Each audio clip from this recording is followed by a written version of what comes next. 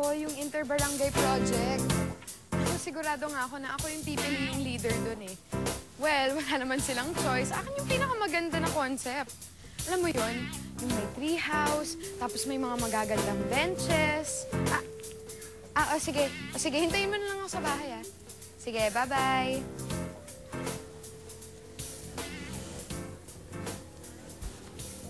Ayun.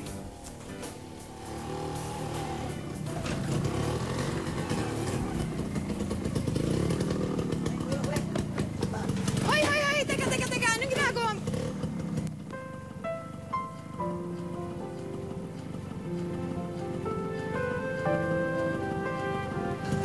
Bakit? Ako nauna sa tricycle na yan. Hindi mo ba nakita? Kanina pa ako nakatayo dito, naghihintay ng tricycle.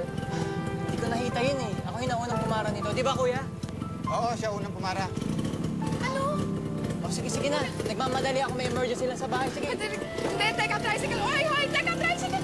Ako nauna dyan ah! Bastos na ito.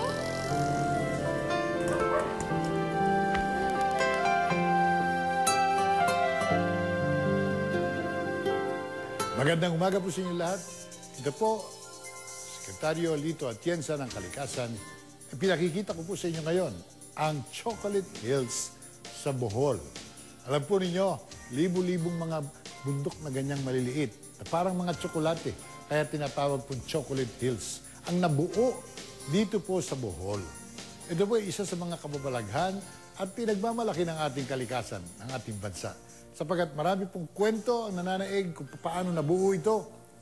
Ang importante, bahagi na ito ng ating kapaligiran, ipagtanggol natin, ating alagaan, sapagkat ito po ay tunay na dito lamang sa Pilipinas nakikita. At ito po ay maglisilbi bilang yaman ng lahat ng ating henerasyon sa darating na panahon. Chocolate Hills dito po sa Bohol. Ating kwento sa pag-ibig na aming inihanda sa inyo at tungkol sa buhay, makikita natin ano nga bang batayan ng tunay na katapangan. Nasusukat ba ito sa lakas ng loob na makamit ang gusto kahit sa anumang paraan? Isang magandang kwento ng pag-ibig, buhay, ang aming inihanda sa inyo sa umagang ito. Tiyak, mag-enjoy kayo. Panoorin po natin.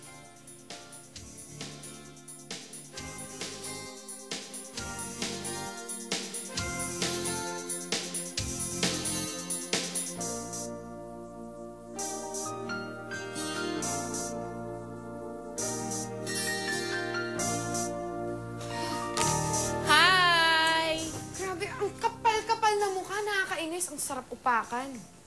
Ha? At sino naman po kaaway natin ngayon? Yung lalaki na yun! Alam mo ba, 30 minutes na ako nag-aabang at naghihintay ng tricycle na masasakyan, tapos yung unang tricycle na dumating, inagawan niya pa ako, nakakainis. Teka, sino bang lalaki? Cute ba? Cute? Ewan ko. Oo. Ha? Ewan! Cute? Eh di kung cute, eh di sana nakisabay ka na lang sa kanya. Nakisabay? Malay ko ba kung saan yun pupunta? Taga dito lang yun. Kasi, bakit naman siya makikipag-agawan sa'yo ng tricycle kung hindi naman siya taga dito, di ba? Sana nga taga dito yun. Kasi kung taga dito yun, pag nakita ko siya, lagot siya sa akin. Uupakan ko talaga yun. Ay nako, alam mo, tigilan mo nga yung pagka-Gabriela silang mo. At mabuti pa, isave mo yung energy mo para sa barangay project natin bukas. Di ba nga, bukas na ibibigay ng barangay council yung decision nila? Oo, no contest na yun. Sigurado akong ako ang magiging leader. Siyempre naman, no? Tsaka wala nang papalit sa'yo doon. Takot lang nila, no? O sige, teka lang ha. Bibihis lang ako. Sige. Bilisan mo, ah.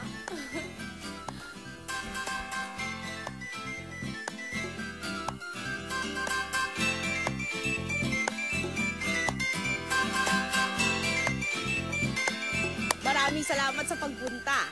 As I said, yung project nating Clean and Green na dapat pamunuan ng kabataan, kaya tayo nandito. Ha? So, yung project na ito medyo kailangan ng lakas at paninindigan ng mga kagaya ninyo.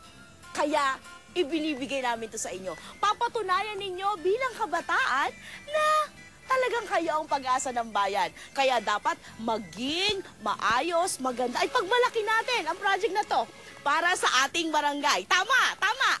Tama, palakpakan natin. Yan, okay? Ang mamumuno sa proyekto ito ay si Alex. Ha? Hi po, Mrs. Santos. Oh, hello, Sam. Buti nandito ka. Siya nga pala. Eto si Alex. Sam. Bagong lipat sa kabilang kalye.